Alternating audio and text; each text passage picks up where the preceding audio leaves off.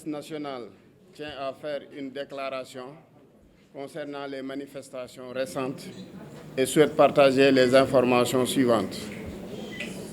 Au cours des derniers jours, nous avons malheureusement enregistré les éléments suivants. Un total de 16 décès, dont un survenu hier soir. De nombreux blessés et des dommages matériels ont été enregistrés.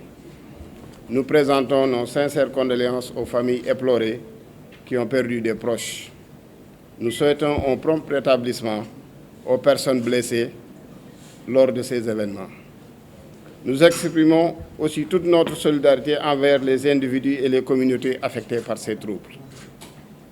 Les personnes appréhendées au cours de ces événements sont principalement des individus armés et dangereux. À ce jour, 500 individus ont été interpellés.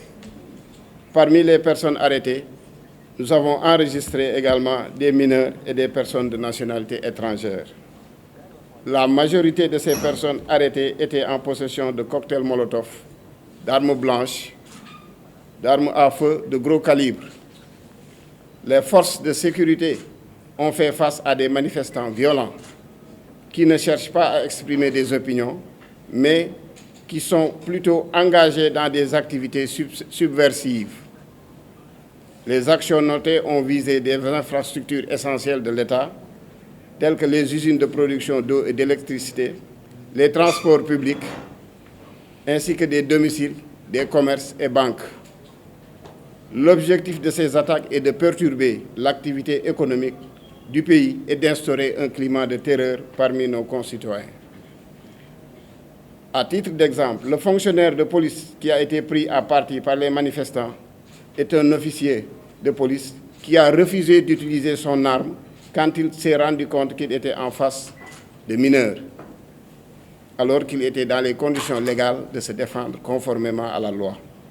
C'est lui aussi qui, dans un dernier acte d'héroïsme et de bravoure, a demandé à ses collaborateurs de le laisser sur place.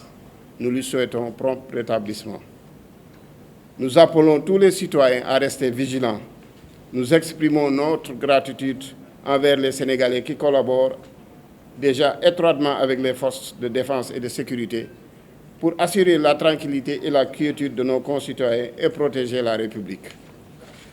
Nous les encourageons aussi à signaler toute activité suspecte ou toute présence inhabituelle aux forces de sécurité sur les numéros 17 pour la police nationale et 123 pour la gendarmerie nationale.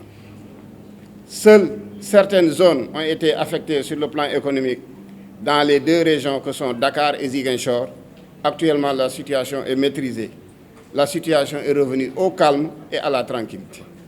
La police nationale est déterminée à assurer la sécurité des personnes et des biens et à faire respecter l'ordre public.